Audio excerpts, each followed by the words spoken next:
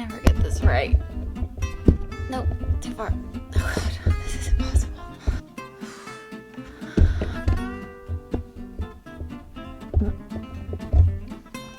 Hi, welcome back to my channel. My name is Rudi and thank you so much for being here. Today we are back to filming in my bedroom because it is a rainy day. It is a fall day, but it's also incredibly humid outside, which is what inspired me to make this video about my favorite masks for dealing with my acne. 2020 has not been kind to us in the skincare world, but on the other hand, I feel like 2020 has also been a year of people discovering how much they enjoy skincare and taking time to themselves to kind of pamper themselves each night and step away from the stress and anxiety that a lot of people are feeling this year. Speaking of that, today that I'm filming this, which is October 10th, 2020, is World Mental Health Awareness Day. Mental health is something that is really important to me, and it's something that I've taken years to cultivate and really value and care for in my life. And I highly encourage you to take the time for yourself today, even though it's not October 10th, to really give yourself some self-care, pamper, do your skincare routine, maybe add a mask in there, and just take care of yourself, because I know that times are really hard right now. If you are someone who is experiencing a little bit of anxiety or depression relating to your skin, I do have a video on my channel called Getting Through Your Purge that kind of just talks about the emotional aspects of having acne. Even if you're not going through a acne purge, I highly recommend you watching it just so you can kind of see that you're not alone in some of the emotional ways and the emotional tolls that acne takes on you. If you're new here, please consider subscribing. We talk about more than just skincare on this channel, and I would love to have you. All right, so I'm gonna talk about these products kind of in like most sensitive skin friendly to like, this is going to help pull those blackheads and sebum out of your face. I also want to preface by saying I have acne prone, oily, and sensitive skin. I have a ton of videos on this channel about how I deal with my skin type, but because I have oily skin, I do find the most help with using clay style masks, especially if I'm feeling really oily or I'm dealing with a lot of active breakouts. I am also on the prescription strength Retin-A tretinoin. If you are as well, then all of these products are safe for that. And if you're not, these products will also be very helpful. I just wanted to preface it by saying none of these include active ingredients or chemical exfoliators. Safe for sensitive skin, but also really helpful with my acne. I also like to use these products all over my face, not just in my mask area, but I find that if I'm feeling totally normal in other areas of my skin and my mask area is feeling congested, I'll just use it on that area. Okay, so the first one that I want to talk about, I've actually posted on my channel a couple times, and that is the Real Mugwort Clay Mask from Isntree, which is a Korean skincare brand. This is a really unique mask because it is made with clay and also with mugwort. So I have an entire video on easy, sensitive, skin-friendly Korean skincare, and I do talk about this product in it. I also use this in a skincare with me video, so I can post both of those down below. But essentially this combination of bentonite clay, which we all know is gonna really pull that sebum and the oil from your skin, with mugwort, which is an herb that is meant to help with sensitizing, is a really great combination. I talk way more about mugwort in that easy Korean skincare video, so I can link that down below, but mugwort is essentially an herb that they extract to put into this line, and it is great for sensitive skin, inflamed skin, and acne. It's just a really unique mask because it has such an anti-inflammatory property alongside that clay. It's really going to be great for people who have extremely sensitive skin. It's essential oil-free, fragrance-free, alcohol-free. To be 100% honest, this has been my favorite mask to use while we've been in this pandemic. Another great recommendation that I have in terms of a clay mask that is great for sensitive skin, although it's not going to contain any really sensitive skin friendly ingredients, it's mostly clay, is the Cetaphil Pro Purifying Clay Mask. You may have seen Dr. Dre talk about this mask a few times. I actually bought it from her recommendation and I really, really enjoy it. This to me is like a once a week, once every other week mask that I know I can rely on. It's just, she's old reliable. This mask is actually white and it is made with kaolin and bentonite clay, as well as some other really skin-friendly ingredients.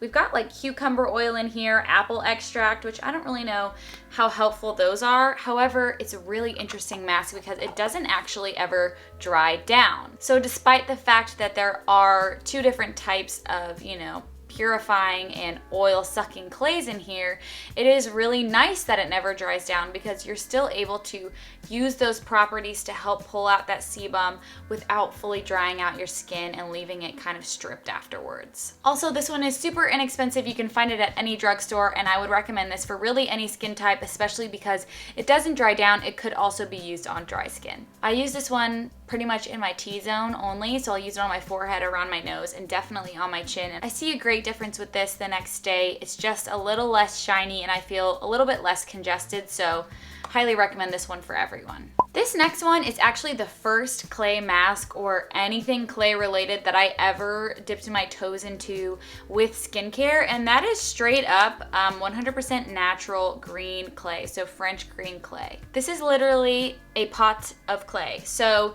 this is the powder version of the clay, and you mix either purified water, or what I like to do is use aloe vera gel as the mixing medium, and you create your own mask with this. I got this on Amazon. It's really inexpensive. I'll leave the link for all of these down below, but I really was just interested in knowing exactly what I was going to be putting on my skin at the time that I bought this. I was dealing with something called perioral dermatitis, which I have a lot of stories about my skin problems. However, knowing that this was just 100% French green clay and that I was going to mix in aloe, which I knew was good for my skin, made me feel really confident in knowing that I wasn't going to have an adverse reaction to any other additives or preservatives in these other masks. If you're looking for something really, really simple that you can use whenever you'd like without worrying about it going bad, this is definitely something I would recommend. However, it is very drying, so you'll want to make sure that you wash it off before it turns into like a cracky mess. I used to think that you should leave these on like until it literally strips every being of your soul. Now I know not to do that. You can still get the great properties of clay without it drying all the way down to the point where when you smile, you look like a crazy person. I use this when I'm feeling super duper oily, like in the summer. But if you have an extreme case of acne and you really need to get some of that bacteria out of your skin, it's good to use a clay that you know is really going to suck that out. It does not have any moisturizing properties in it, so just make sure that you moisturize really well afterwards and you should be totally good to go. The very last one that I want to talk about is a mask, but technically it's an ointment, and that is the Sulfur Ointment from De La Cruz. So, funny story about this ointment. I actually got this when I was dealing with fungal acne. Side note, I do have like a lot of stuff filmed from when I was dealing with fungal acne that I haven't posted because I ended up going to the dermatologist and getting a prescription to help with it, and I don't know how helpful that is to you guys. So let me know if you want to see a video about some of the fungal acne I dealt with this summer. I'm pretty sure it came on because it is extremely hot in Tennessee in the summer, really humid, and I just noticed that my skin doesn't do well with that. So I ended up buying this based on a Dr. Dre recommendation. I actually talked about this in my Dr. Dre Made Me Buy It video as well. Sulfur is an ingredient in the acne community that some people really like and do well with, and some don't, which is kind of why I wanted to have it at the end, because this can be used really specifically to target fungal acne or to target blackheads and new acne. However, sulfur is very drying and very stinky. Sulfur can be so drying that I would not recommend using this more than once a week, because I ended up using it 2 days, 3 days in a row when I was dealing with my fungal acne, and it caused my skin to feel insanely dry, break out more, get really itchy.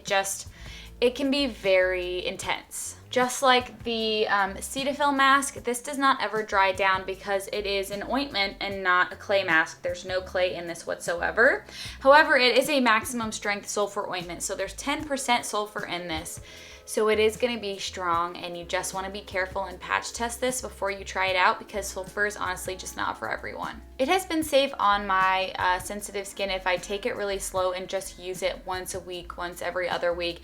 It is an allergy tested product. There is no artificial fragrance or color additives or anything in this product. It's literally basically just sulfur. It is known to help with acne, blackheads, all of that. Like I said, just make sure you're careful with it. It can be very drying, but it is very effective, and you can use it just in the mask area with no problem. So you don't have to apply it to the rest of your face. If you feel like everything else is nice and balanced, I would just use this on your maskne area. And while it's there, you might as well pull it up around your nose because sulfur is also very great at helping treat the bacteria in blackheads. And we usually see those blackheads around our noses, so you can just pull that up while you're doing your mask for acne. A tip of advice with using these products is to make sure to moisturize really well afterwards. Regardless of which one you're using, they all have a little bit of stripping properties in them to help pull some of that sebum out of your skin. So just make sure you're using a nice occlusive moisturizer to lock in the moisture that you do have and help build up your skin barrier. Also, side note, I just got the new Glossier Wild Fig Balm Dotcom. Guys, I freaking love it. I have so many of these at this point. I have mango, berry, and cherry, and now I have the wild fig, and I gotta say this might be my #1 favorite. It has a really nice like coral color to it, and it smells really, really nice. It's like a floral, fruity scent. It's really, really pretty. If you guys want to know like about my favorite sort of lip products or any of the makeup that I wear while I'm on tretinoin, let me know. I have a lot in my noggin about it, and I've tried a lot of things, and a lot of things have failed, and a lot of things have worked. Okay, at this point I'm rambling. Please let me know if you have any questions about any of these masks. I am happy to talk to you guys in the comments about it as always, and I will see you guys in the next video really soon.